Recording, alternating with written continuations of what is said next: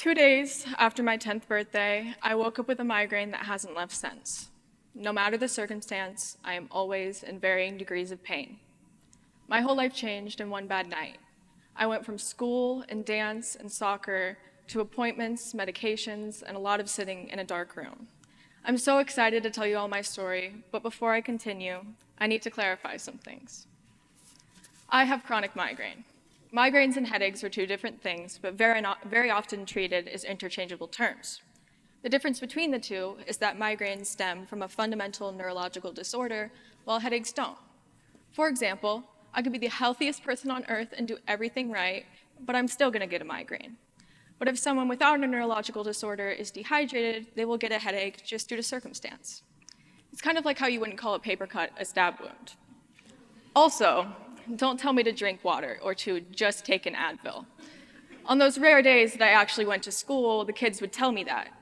And while I admired their ingenuity, I think if Advil worked for me, I would be going to school more. Migraines are different for everyone. There's so many classifications and diagnoses. It's personalized in the worst way possible. When doctors ask what my pain is like, I say throbbing and aching. And my triggers are similar to others with sensitivity to light, sound, and smell, which are better or worse depending on the day. It didn't take long to realize my headaches weren't going anywhere anytime soon. So now, life for me was stagnant. When it got to the point where the truancy officers came in, I started doing homebound education. After a couple years of unstable education, my peers kind of forgot about me.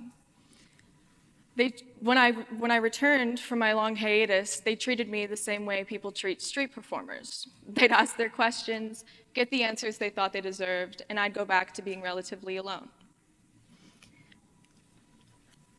Homebound education was only 2 hours of work a day. And when I told them that, some of them got jealous. They treated it like it was a vacation for me. At some point, the stress of simply living got to me, and we added new appointments, this time for mental rather than physical health.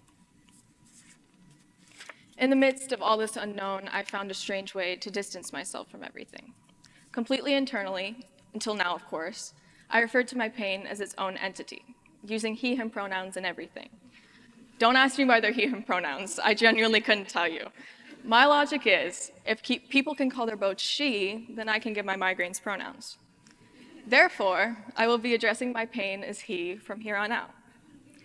If he's stressed, then I'll have a migraine. And if he's not stressed, I'll have a migraine that doesn't hurt as bad as the other one. Score. And because my feelings dictate my pain so much, people tend to think that I'm using him to get out of things, which is why personifying him allows me to cope in my own way. And while he pounded on the walls of his prison, I buried myself in fiction to escape reality. Even though it probably didn't help my migraines to look at a screen all day, unfortunately, it was either that or trying to sleep and failing. So, on the lowest brightness possible, I played my games and watched my shows. It helped me get through everything. The 217 Botox injections, too many pharmaceuticals to name with dozens of side effects, acupuncture, cardiologists, chiropractors, and way more. My mother and I even ended up going to Cleveland for treatment. All of these things were very violating. I felt, and sometimes still do feel, like a science experiment. I'm sure you're curious what this list scrolling behind me is. It's a list of all the medications and procedures I've done over the years. And as you can see, it's very long. And it would be longer, but unfortunately, we've run out of options. So, what were we supposed to do? In March 2020, when I was 13, my mom decided it was time to start a new method of treatment. After 3 years of never-ending pain, I started taking medical marijuana. It was a much different process than we were used to, with a lot of uncertainty and questions with no one to give us a clear answer. We started off with tinctures, a measured liquid form of THC that's administered under the tongue. And when those didn't work, we went to edibles. And within an hour, the constant pain I had endured for so long halved, if not more. It was quite literally life-changing. So, medical marijuana is simply another form of treatment. And just like all the other things I've done, it deserves the respect of detailed research and specialized doctors. I'm angry it was never allowed to be presented as an option to me, especially when I compare the repercussions of my medicine to the other things I've done that either did nothing or hurt me. It's been 3 years now since I've started taking it, and I've done so much that 12-year-old me never would have believed. COVID held me back for a bit, but now I'm in an academically driven school with good grades and amazing friends. I played soccer for the first time since age 9. I've read and collected so many books. I built a computer to play my games on, and I found my passion for writing and storytelling. And it's been so hard because he's still with me, always, even right now. But we have separate rooms now, still in the same house, but separate all the same. I've been able to live rather than survive, all because my mom made the very difficult and scary decision to try something she was told her whole life was bad for people. My mom, who had never touched an illicit substance in her life, became my dealer.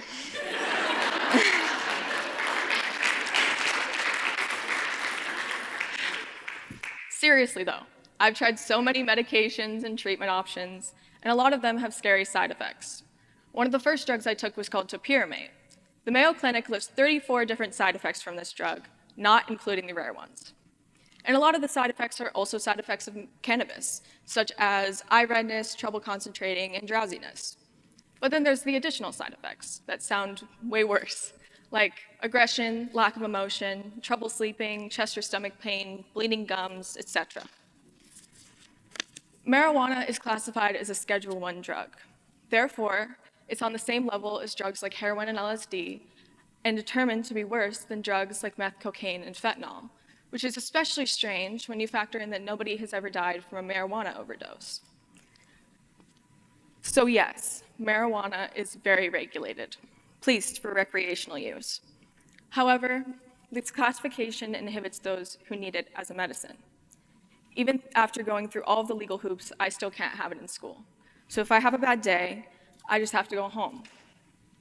It's expensive, barely accessible, and incredibly limiting. I have to go to college in a state that has legalized my medicine. That limits me to 37 states, even less considering I have to actually be near a dispensary. Very soon, I will be able to drive, and while doing so, I'll have to live with the knowledge that the laws haven't caught up. Because THC is fat-soluble, it stays in the system for up to 30 days after taking it. So if I were to be pulled over and forced to take a drug test, I would legally be deemed high, even if I'm driving completely sober, which I am because I'm responsible. Also, I can't travel with it, and if I attempt to travel with it, my dealer could end up in jail. So, this January, when I went on a school trip to Key West, I was in so much pain that I would have tremors at least once a day.